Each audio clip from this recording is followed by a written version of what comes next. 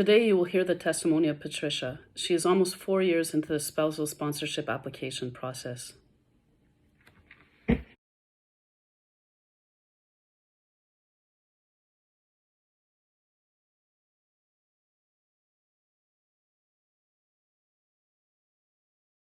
name is Patricia Adamson, and my story started in 2018. I traveled halfway across the world to Dubai, and while I was there, I met my husband. Once I came back, we maintained contact as a friendship, and that friendship quickly turned to some feelings and later on love. We did some traveling back and forth. We went back to Dubai to have some time together and see if we truly did mesh well together. I am a mom to 3 kids, and he has none. He is from Nigeria. There is an age gap for us, and that has been a point of turmoil in this process with immigration. We officially applied for him to come and live here permanently in April of 2020 at the height of COVID, as we know. We have gone through the process of medical, that was in the summer of 2021. And then in August of 2021, we were told that we needed an interview. My husband did go for the interview, and nearly an hour later, we were declined. The interview in itself was appalling. When my husband actually communicated to me the questions that he was asked, I found them to be very unethical. To ask about my bra size, and just very intimate questions. I understand that immigration kind of has a no holds approach, that anything is game for them. The thing that didn't sit well with me is when you are dealing with people of different cultures, there's certain things that you just don't tread into. It's very disrespectful. And I kind of thought immigration might be a little better versed in such things than what they are. So that's one of the issues that I take with immigration right off the bat. But I just don't feel like it was looked at in a proper manner, because how can you form, such a big decision in merely an hour when an interview was conducted? And my husband answered everything truthfully and accurately to what we had put in our application. So we're in an appeal process currently, and our attorney has flat out mentioned that this is racism at its finest.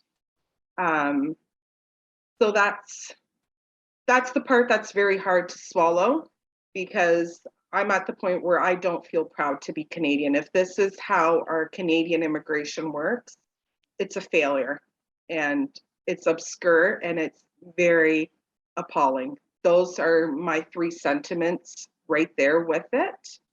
And it's been hard. It's been extremely hard. I work in the mental health field, and I'm also an educator. So I haven't had my support person with me physically. I traveled halfway to meet him at the height of this September, and we weren't able to be together very long because we knew that things were changing as logistically as to how you could enter and leave the country. And upon my return, that was a big headache to deal with in itself. And I just have had to take some time off as a result of everything that's going on immigration-wise. It has started to affect me greatly with my mental health, and with my husband also. He's been diagnosed as depressed also through this process. So that's her story. And even for my 3 kids, like they're waiting for their stepfather to be here, that so they can finally embrace him. They haven't been able to embrace him. Video calls aren't sufficient. My parents are thrilled and waiting to hear of when their son-in-law gets to be here, and that hasn't happened either. And who knows now how long this appeal process will take, because everything, the excuse is COVID. And, you know, people just aren't doing their jobs properly. And I just feel like immigration really needs a revamp in terms of how they're doing things. Maybe we could take a page from how Americans do things and have like a fiance visa, because you need to be able to bridge that gap. Couples need that time together to kind of fill each other's love cups, but also to see what the culture shocks are like, and can you get past that? Is your relationship going to survive? I know that their big issue is once they get here, or is it for the wrong intentions? But things can happen, and with two Canadian people, and you know nobody looks at that. So why are we making such a big issue out of this? If people are meeting the requirements for immigration and they have sufficed that, then you need to be able to let people live their lives and see how that unravels, because there's no guarantee anyway. And then I went to his country because it was very important to me and for him also to know what his culture is like, because let's be honest, it's two cultures coming together. You have to see if your cultures will mesh. So at that time, I met his family, his parents, his siblings, his friends. I was there for 21 days just so that I could see what day in and day out living is like in his country, and to also see what his habits are day to day, to see if we do mesh well together. That's very important for me.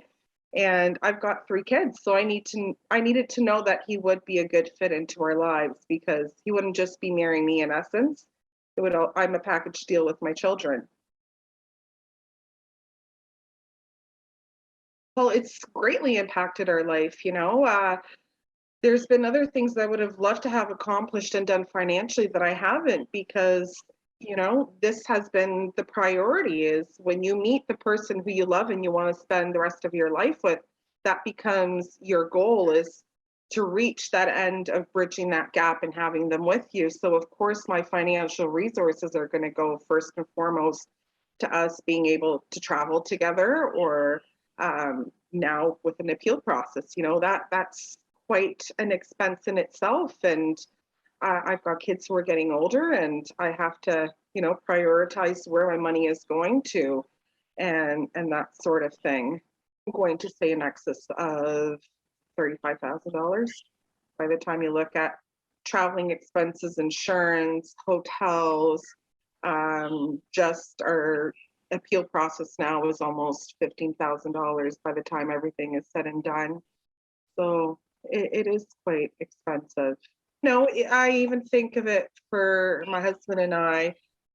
We have plans of children, and like I mentioned, there is an age difference between us, and like these are years that we're not getting any younger, and the capacity of having children, it's that window of opportunity is lessening for us too.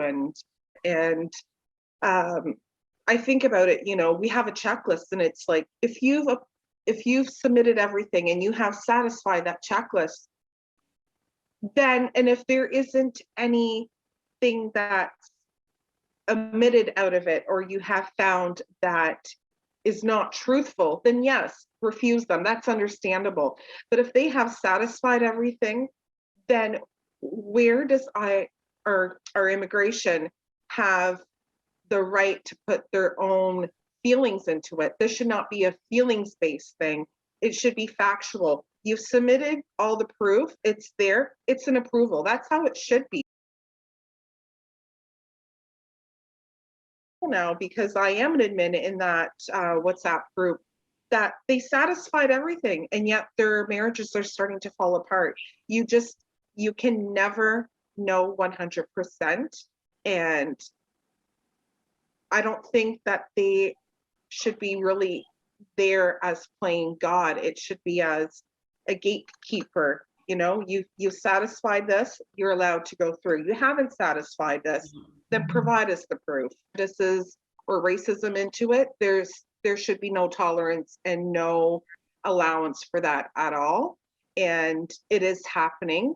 I have had conversations now with people who have gone to an interview and been refused. Yeah. And we have actually come to the conclusion that it's the same person at this visa within Nigeria who is repeatedly denying people. They need to start internally reviewing these things. These interviews should not be conducted by one person. There should be accountability with two people, because anything can happen. It ends up being a hearsay thing of when it goes to an appeal process, oh, that didn't get asked. It did get asked. And it's been confirmed by our lawyer who used to sit on the ADR that it is a complaint that they get time and time again, that these agents are asking unethical questions and then flat out say, I didn't ask that. Even to the effect of us applying for visitors visas, if you're going to refuse them because you have reason that they're not going to they're going to overstay their welcome, then return these fees. That's crock, because why would we put our whole application of him being here permanently by doing something as ridiculous as not returning back to his home country if they only give him a short period of time of being here? We would act accordingly. I know most people would act accordingly because you don't want to lose their chances. So immigration is just being very dirty. Actually love to meet this man and have a very wholesome conversation with him,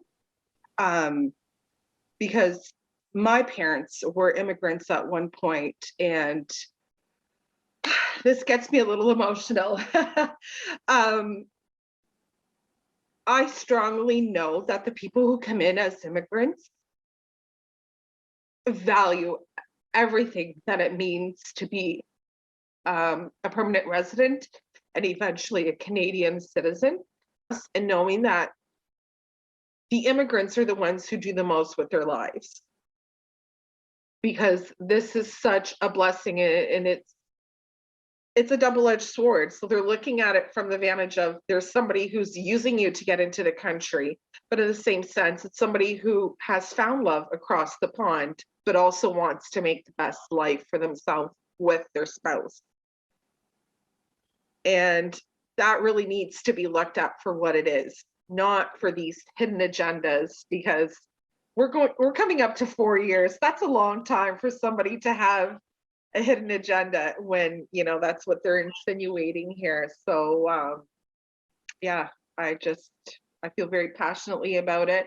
I think that there's a lot of changes that need to come down the pipeline, and for us to remain being, the tapestry of Canada with all these different cultures coming together, we really need to get rid of the racism. As you heard from the testimony of Patricia, you've come to realize that the interviews are completely unfair. There is a lot of discrepancies. What Spousal Sponsorship Advocates is requesting is that these interviews be recorded and that it is reviewed by a board within IRCC, Immigration Canada, before refusing an application.